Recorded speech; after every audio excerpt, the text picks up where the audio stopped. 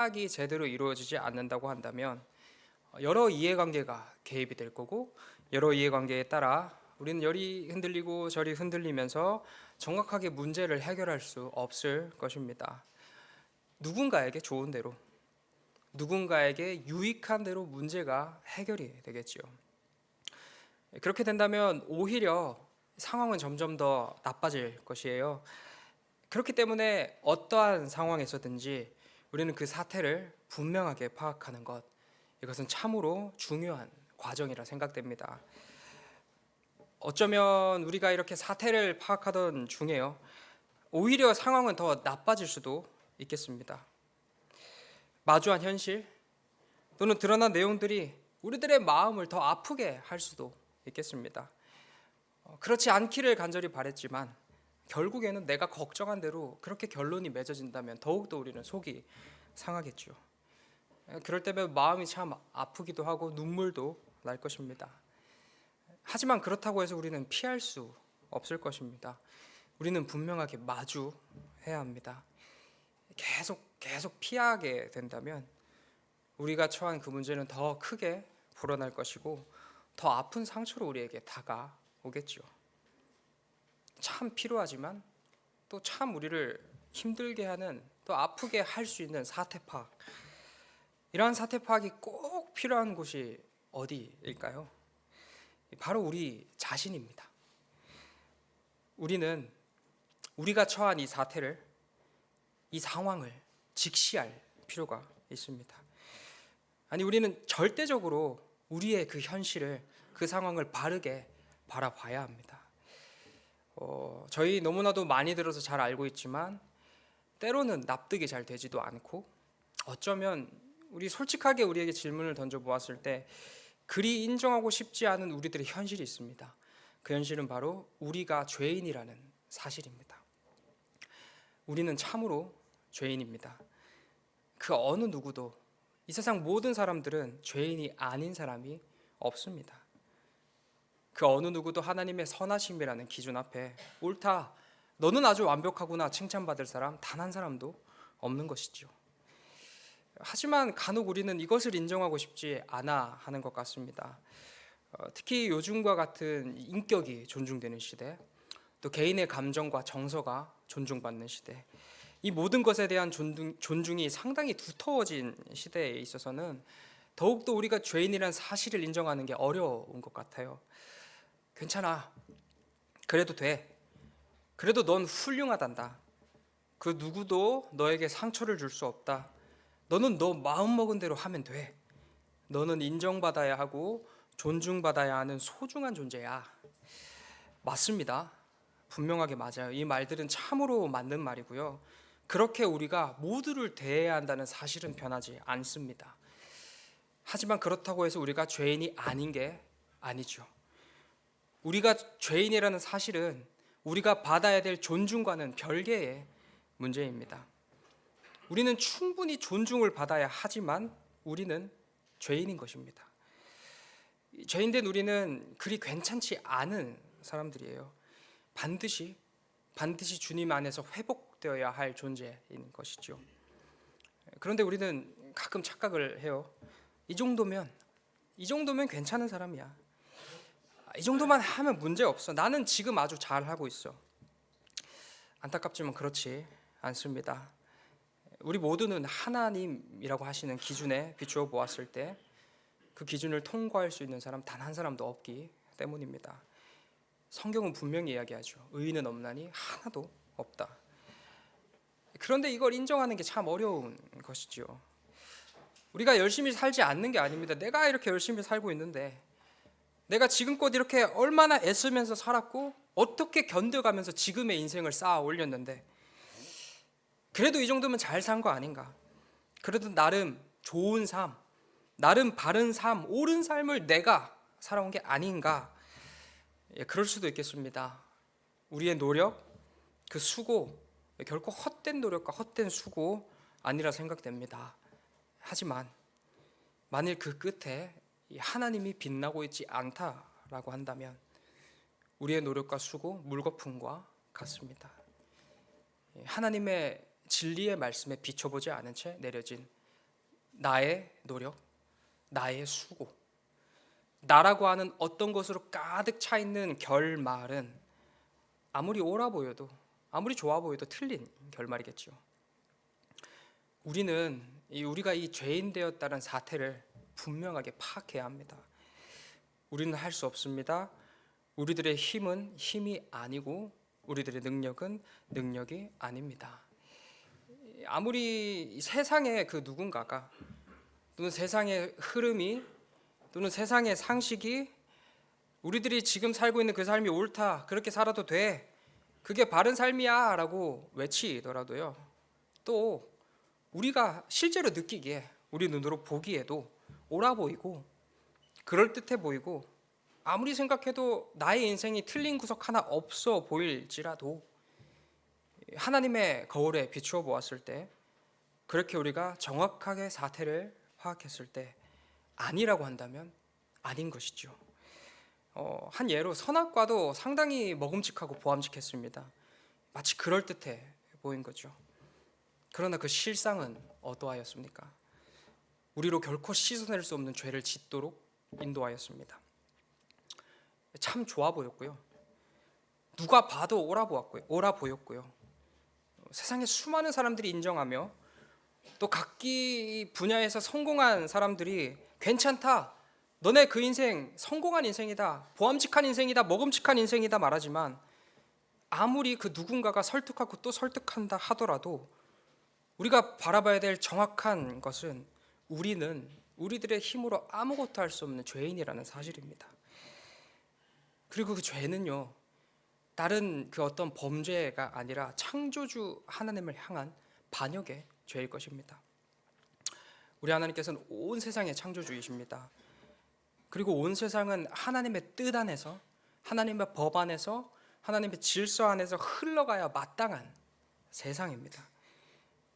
하나님께서 원하시는 바대로, 하나님께서 뜻하시는 바대로 흘러가야 옳은 정답인 세상인 것이죠. 하지만 우리 인간들은요, 그 흐름을 거부합니다. 하나님의 뜻보다는 내 뜻이, 하나님의 판단보다는 내 판단이, 하나님의 선택보다는 내 선택이 더 옳다라고 여기는 거죠. 하나님은 계속해서 우리에게 손을 내미시지만요, 우리가 그 손을 뿌리치고 각기 제 길로 갑니다. 저는 유아부와 유치부를 섬기고 있는데요, 우리 아이들에게 죄라는 것을 제가 설명할 때 이렇게 설명합니다. 죄는 하나님 미워요, 하나님 싫어요, 하나님 말씀대로 하지 않을래요, 그리고 내 마음대로 할래요, 내가 하고 싶은 대로만 할래요. 죄라고 하는 것이 딱 그런 것 같습니다. 하나님께서는 우리를 너무나도 사랑하셔서 반복되는 실패, 반복되는 실수에도 우리에게 늘 손 내미시지만 우리가 그 손을 뿌리치는 거예요. 그 손을 뿌리치면서 이렇게 얘기하죠. 하나님의 방법보다는 제 방법이 더 옳습니다. 하나님, 솔직히 하나님 방법대로 하면 망합니다. 뒤처집니다. 하나님의 방법 제가 순종하기에 정답인 건 알겠는데 솔직하게 버겁습니다. 그 말씀대로 하기 싫습니다. 그렇게 우리는 하나님께 순종하지 않고 자기 마음대로, 자기 생각에 옳은 대로의 인생을 살아갑니다. 그렇게 우리는 우리를 사랑하신 하나님의 등에 날카로운 비수를 꽂으며 하나님을 배반합니다. 이것이 바로 죄인된 우리들의 인생이죠. 오늘 이 본문에 등장한 베드로 역시 딱 우리와 같은 죄인입니다. 여러 설교를 통해서 이 베드로의 만행을 많이 들으셨으리라 생각됩니다. 예수님께 대들어가지고 사탄아 물러가라 소리도 들었고요, 또 감정에만 집중해서 사람의 귀를 자르는 폭행도 합니다. 그중 오늘 딱 저는 두 가지만 함께 나누어 보려고 하는데요, 이 베드로의 이 이야기가 흘러가는 중에 우리가 함께 해볼 것은요, 마치 내가 이 베드로가 된 것처럼 감정을 한번 이입해 보는 것입니다. 이 베드로의 그 상황, 그 정서, 베드로가 겪는 모든 것이 마치 내가 겪는 일인 것처럼 한번 생각해 보는 것이죠. 예전에도 어떤 기회에 있어서 함께 나누었던 것 같은데요. 누가복음 5장에서 예수님은 베드로를 부르십니다. 그리고 그를 제자 삼으시는 사건이 누가복음 5장에 기록되어 있는데요. 당시 예수님은 떠오르는 샛별이었습니다. 아주 명료하고 깊이 있는 말씀을 전하셔서 금세 그 짧은 공생의 기간 동안 금세 유명해지셨어요. 많은 사람들이 예수님을 따랐고요. 예수님은 그 짧은 선생의 존경받는 랍비, 선생이 되셨습니다. 어느 날 우리 예수님 이 게네사렛 호숫가에서 말씀을 전하라고 하십니다. 때는 아침이었습니다. 예수님께서 말씀을 전하기 위해서 그 장소로 배를 선택하셨는데요. 때마침 조업을 막 끝내고 돌아온 어부들이 있었습니다. 예수님께서는 그 배를 빌려서 그곳에서 말씀을 전하십니다. 그리고 말씀을 다 마치신 후에 배의 주인이었던 베드로를 찾아가서 말씀하시죠. 4절의 말씀입니다. 깊은 데로 가서 그물을 내려 고기를 잡으라. 베드로는 이 말을 듣고 기분이 어땠을까요? 제가 생각하기엔 그리 기분이 좋지 않았을 것 같습니다.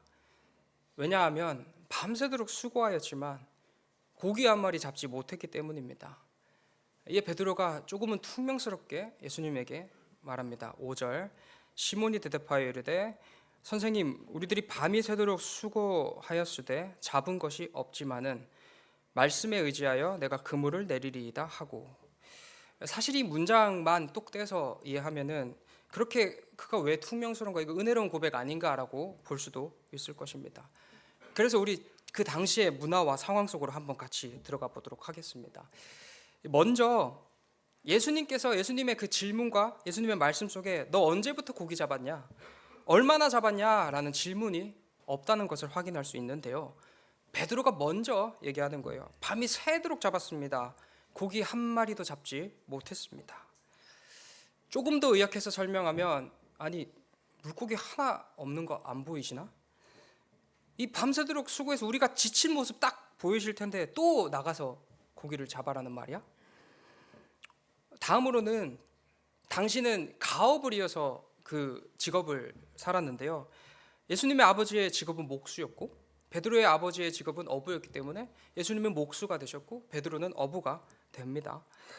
지금 장소가 어딘가요? 호숫가죠. 바닷가예요.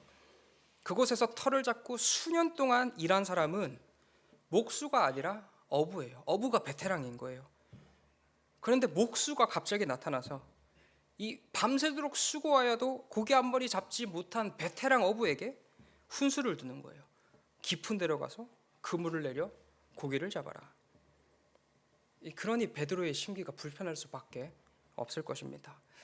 이 5절에 성경을 그리스어로 성경된 원어 성경으로 보면 의지하여라는 뉘앙스는 없습니다.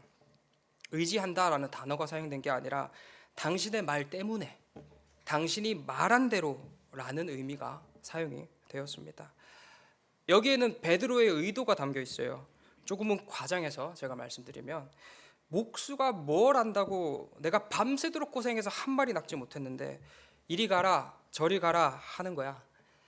내가 당신이 말한 깊은 곳 안 가봤을까 봐, 밤이 새도록 여기저기 안 가본 곳 없고, 또 지금은 날이 밝아서 그물이 더 잘 보이기 때문에 고기가 안 잡힐 게 뻔한데 지금 목수가 뭘 안다고 그곳에 가라고 하는 거야. 내가 당신이 말한 대로 한번 해본다. 고기 한 마리 잡히나 봐라. 당신이 랍비면 랍비지 이곳에서는 내가 전문가라는 것을 지금 그물을 던져서 내가 증명해내겠다. 이 마음으로 베드로가 그물을 내립니다. 그 결과 저희 모두가 잘 아시는 대로 그물이 찢어질 정도로 물고기가 많이 가득 잡히게 됩니다. 아주 깜짝 놀란 베드로입니다. 베드로의 마음은 예수님의 코를 납작하게 해드리고 싶었는데 예수님도 무시하였고 아무것도 잡히지 않는다는 것을 증명하려고 했는데 결과가 그렇지 않은 거예요. 아, 저분은 진짜구나. 저분은 참 하나님의 사람이구나. 내가 실수했다. 내가 참 잘못했다. 그러니 베드로 육지에 닿자마자 이렇게 이야기합니다. 8절입니다. 주여 나를 떠나소서. 나는 죄인이로소이다. 이 베드로의 마음이 죄로 가득했기 때문에 예수님을 무시하고 도리어 예수님을 조롱하기 위하여 그물을 내린 자기 자신의 마음을, 그 본심을 자기 스스로가 너무나도 잘 알았기 때문에 즉시 달려와 회개한 베드로입니다. 이 모습이 죄인 베드로의 시작을 그려내는 것이라고 한다면요, 예수님과 함께 동행한 그의 끝 역시 동일한 죄인의 모습이었습니다. 이 베드로는 당당하게 외치지요. 저는 예수님을 부인하지 않겠습니다. 모두가 다 예수님을 부인한다 하더라도 저는 예수님을 부인하지 않겠습니다. 나는 예수님과 함께 죽으면 죽었지 예수님을 절대 부인하지 않겠습니다. 그리고 그 결과 아주 정확하게 3번 예수님을 부인합니다. 이때의 부인, 그냥 예수님 모른다 하는 부인이 아니죠. 예수님을 향하여 욕을 퍼붓고요, 저주를 퍼부은 사건입니다. 그간 그 시간 동안 함께 하여 주신 예수님, 살아계신 하나님의 아들이신 예수님, 그토록 크신 은혜와 사랑 마음껏 부어주신 예수님을 향한 배신입니다. 이 모습이 바로 죄인 베드로의 모습입니다. 당신의 자아가 너무나도 살아있어서 하나님의 아들조차 무시하는 베드로의 모습. 그간 받은 은혜와 사랑에도 불구하고 자기 목숨 하나 건지려고 예수님을 저주하고 욕한 베드로. 이 모습이 바로 죄인 베드로의 모습입니다. 또한 이 모습 우리들의 모습이기도 할 것입니다. 내 방법, 내 생각이 하나님의 방법과 생각보다 옳다 외치며 그 우리의 인생이라는 그 시간 속에서 매 순간 차고 넘치는 하나님의 사랑과 은혜를 우리가 입어놓고도 하루가 멀다 하고 죄의 길을 걷는 우리, 돌이키면 다시 죄짓고 돌이키면 다시 죄짓고 또 죄짓고, 그런 모습이 바로 우리들의 모습, 곧 베드로의 모습입니다. 그리고 오늘 본문, 부활하신 예수님께서 다시 베드로를 찾아오시죠. 함께 읽지는 않았지만 21절 초반부에 보시면 베드로는 다시 어부의 자리로 돌아간 것을 확인할 수 있습니다. 그 심정이 어떠하였을까요? 굉장히 자포자기한 심정이었을 것입니다. 그리고 자기가 그토록 모욕한 예수님에 대한 죄송함도 있었겠죠. 아무튼 참 복잡한 심정으로 다시 어부의 생활로 돌아갔습니다. 똑같이 베드로는 배에 오릅니다. 그리고 그물을 던져요. 21장 3절 말씀, 배에 올랐으나 그날 밤에 아무것도 잡지 못하였더니, 밤새도록 수고하여도 한 마리 잡지 못했습니다. 그 순간 누군가 저 바닷가에서 외치죠. 고기가 있느냐? 답합니다. 없습니다. 베드로는 당시 반에도 질문하시는 분이 예수님이라고 생각을 못했습니다. 살아나셨으리라고는 꿈에도 생각하지 못한 것이죠. 다시 예수님께서 말씀하십니다. 오른쪽에 그물을 던져라. 그러면 잡힐 것이다. 이에 던졌더니 물고기가 많아 그물을 들 수가 없더라. 이 순간 베드로에게 어떤 장면이 스쳐 지나갔을까요? 이 처음 주님을 만난 장면과 똑같은 장면이 펼쳐진 것입니다. 그리고 분명하게 떠올랐을 것입니다. 그 처음 예수님을 무시했던 그날의 온도, 그날의 습도, 그날의 마음, 그날의 모든 것이 분명하게 떠올랐을 것입니다. 예수님을 조롱하였고 무시하였습니다. 또 주님 죄인입니다. 저를 떠나소서 회개하였지만 그 이후의 삶 가운데 여전히 똑같은 죄로 가득한 자기 자신. 예수님은 그토록 나를 사랑하셨지만 나는 단 한순간도 변화되지 않은 채 여전히 죄 짓는 지금의 나, 이 모든 것이 그 순간, 그 짧은 순간 스쳐 지나갔을 것입니다. 그러나 염치 없음에도 불구하고 헐레벌떡 예수님께로 달려갑니다. 비록 죄인이지만, 그래서 늘 배반하지만 그래도 내가 참 사랑하는 나의 주님께로 달려갑니다.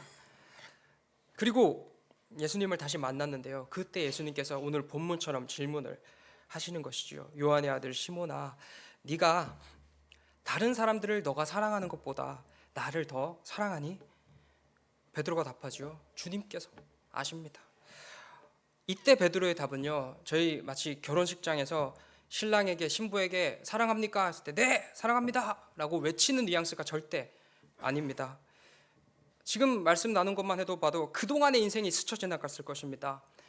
아무리 큰 사랑을 받았음에도 주님을 사랑하지 못했던 자기 자신의 모습, 그토록 죄악된 자기 자신의 모습이 그 순간 스쳐 지나갔을 텐데 어떻게 다시 또 거짓말로 네, 주님 사랑합니다, 저는 주님을 떠나지 않을 겁니다, 목숨을 잃을지언정 주님을 저는 버리지 않겠습니다 라고 어떻게 그가 얘기할 수 있겠습니까? 베드로의 답은요, 내가 주님을 사랑할 수 없는 존재라는 것을, 주님 저는 이것밖에 안 되며 주님의 사랑 앞에서 늘 배신만 일삼는 죄인임을 주님께서는 아십니다 라고 고백하는 거예요. 다시 예수님이 물으십니다. 내가 나를 사랑하느냐? 베드로가 또 답합니다. 제가 주님을 사랑하는 줄 주님께서 아십니다. 구체적으로 내 주님, 제가 주님을 사랑하는지 사랑하지 않는지 주님께서 너무나도 잘 아시죠. 저는 이것밖에 안 되는 죄인입니다. 또 다시 주님께서 물으십니다. 요한의 아들 시몬아, 네가 나를 사랑하느냐? 이 세 번째 질문 후에 등장하는 단어가 근심이라는 단어인데요, 이 베드로는 무엇이 떠올라서 근심했을까요? 예수님을 3번 부인한 사건이 떠오르지 않았을까요? 3번 사랑하냐 물으시는 주님의 질문에 3번 사랑하지 못했던, 3번이나 예수님을 모욕하고 저주했던 그때의 자신의 모습이 떠올랐을 겁니다. 그간 인생을 살아오면서 나는 예수님을 사랑한다 생각했지만 인생의 위기 앞에서 예수님이냐 나의 생명이냐 라는 선택의 순간 앞에서 한치의 망설임도 없이 예수님을 3번이나 부인하고 욕했던 그 순간이, 그때의 그 심정이, 감정이 떠올랐을 것입니다. 이에 근심하며 말합니다. 주님께서는 모든 것을 아시오매 내가 주님을 사랑하는 줄 주님께서 아십니다. 주님께서 이 모든 것을 아시니 나의 이 거짓된, 나의 이 초라한 모습을, 나의 이 죄악되고도 비참한 모습을 주님께서는 너무나도 잘 아십니다. 주님, 저는 이것밖에 안 되는 죄인입니다. 예수님의 질문 앞에, 예수님의 만남 앞에 아주 정확하게 사태를 파악한 베드로입니다. 그간 자기가 의지해왔던 자기의 의, 자기의 멋, 자기의 명성, 자기의 자존심, 자신의 혈기 다 내려놓고 정확하게 주님 앞에 자기의 죄인됨을 고백합니다. 그리고 이렇게 얘기하죠. 주님, 저는 주님을 사랑하는 것조차 할 수 없는 죄인입니다. 또 실패하고 또 실패하고 또 넘어지는 죄인입니다. 저는 주님을 사랑한다 말하지만 참으로 주님을 사랑하지 않는 그런 염치 없는 죄인입니다. 질문에 대한 베드로의 답은요, 진심이 담긴 간절한 그 절절한 회개였습니다. 자신의 죄인됨을 분명하게 인정하였고요, 주님 앞에 솔직함으로 나옵니다. 그리고 가장 낮은 모습으로 가장 겸손하게 주님을 만납니다. 그리고 그때에 주님께서 베드로에게 말씀하시죠. 내 양을 먹이라, 내 양을 치라, 내 양을 먹이라. 깨끗해진 베드로에게 말씀하신 게 아니라, 죄 하나 없는 그렇게 완벽한 베드로에게 말씀하신 게 아니라, 이 베드로에게, 죄인 베드로에게, 예수님의 기준으로 놓고 보아 옳은 행동 하나 하지 못한 그 베드로에게, 그토록 교만했고요, 심지어는 예수님을 욕하기까지 한 그 베드로에게 우리 주님께서는 사명을 내리십니다. 사명 무엇인가요? 가장 영광스럽고 가장 명예로운 인생이지 않습니까? 하나님의 부르심을 받아 사명을 감당하는 그 하루하루를 살아가도록 그에게 주님께서는 사명을 내리십니다. 그런 죄인 베드로였지만 우리 주님께서는 끝까지 그를 포기하지 않으셨고요, 그를 향한 사랑을 거두지 않으시며 그의 배신, 그의 넘어짐, 그에게서 들은 그 모욕적인 욕설에도 결코 아랑곳하지 않으시고 도리어 그에게 가장 영광스럽고 가장 명예로운 인생인 하나님의 부르심을 입어 사명을 감당하는 인생으로 그를 초대하십니다. 하십니다. 그렇게 여전히 베드로를 사랑하신 우리 주님이십니다. 그리고 오늘 본문의 후반절, 베드로는 그 후에 최선을 다해서 사명을 감당하다가 근데는 처음처럼 예수님을 위해서, 예수님 때문에 예수님을 부인하지 않고 자기의 목숨을 살기 위해서 예수님을 부인하지 않고 내 목숨을 잃을지언정 나는 예수님을 주님으로 고백하는 인생을 살겠다는 참 그리스도인의 인생으로 그의 삶을 마감하게 됩니다. 우리들의 실상을 정확하게 파악하고 자기 자신의 죄인됨을 분명하게 우리가 바라보았을 때 주님, 나는 아무것도 아니며 나의 힘, 나의 능력, 나의 명예, 나의 지식, 나로부터 시작되는 그 모든 것은 아무것도 아니며 나는 나 스스로 주님을 사랑하는 것조차 할 수 없는 죄인이라는 사실을 명확하게 저희가 바라보았을 때 그로 말미암아 가장 솔직한 회개를, 우리의 진심을 주님 앞에 털어놓았을 때 우리 삶에 주님의 역사하심이 펼쳐질 것입니다. 내가 죽고 주님이 사는 역사, 감히 나의 능력으로는 절대 이루어낼 수 없는 가장 명예로운 사명, 가장 값지고 가장 빛나는 인생이 우리 삶에 우리의 회개와 함께 흘러나올 것입니다. 우리의 그 어떤 실패, 우리의 그 어떤 넘어짐, 우리의 그 어떤 배신, 예수님을 조롱하고 예수님을 무시했으며 심지어는 예수님을 향하여 입에 담기도 험한 욕을 했음에도 불구하고 그런 우리를 안으시고 여전히 그런 우리를 사랑하시며 그래도 괜찮아, 얘들아 그래도 괜찮아, 너희는 비록 실패하고 넘어지지만 나는 너희를 끝까지 놓지 않을 거야, 나는 너희를 포기하지 않는단다, 나는 끝까지 너희를 사랑할 거야 라고 말씀하시는 우리 주님이십니다. 예, 우리에게 사명도 주시고요, 그 사명 우리가 감당할 수는 있겠습니까?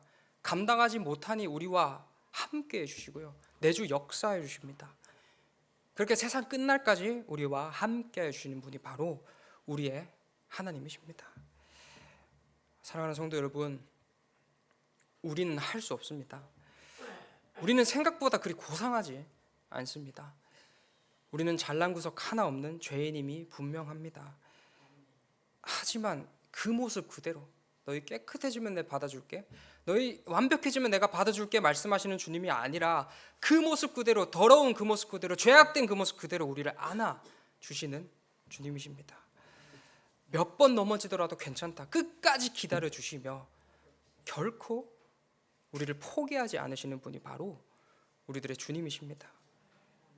그리고 끝내는 우리로 돌이키게 하셔서 베드로를 다시 찾아오신 것처럼 우리에게 다시 찾아주시고 우리에게 모든 죄악됨을 깨닫게 해주시고 우리의 입술을 열어 참으로 죄인입니다라는 회개의 고백을 하도록 인도하셔서 그동안 의지해왔던 내 능력, 내 방식, 내 힘, 나로부터 시작되는 그 어떤 것이 아니라 참으로 내가 주님만 의지하는 인생을 살아가도록 우리들의 삶을 인도하여 주실 것입니다. 그 후에 우리는 어떤 인생을 살아가나요? 너무나도 명예로운 인생을 살아가는 거예요. 사명을 살아내는 겁니다.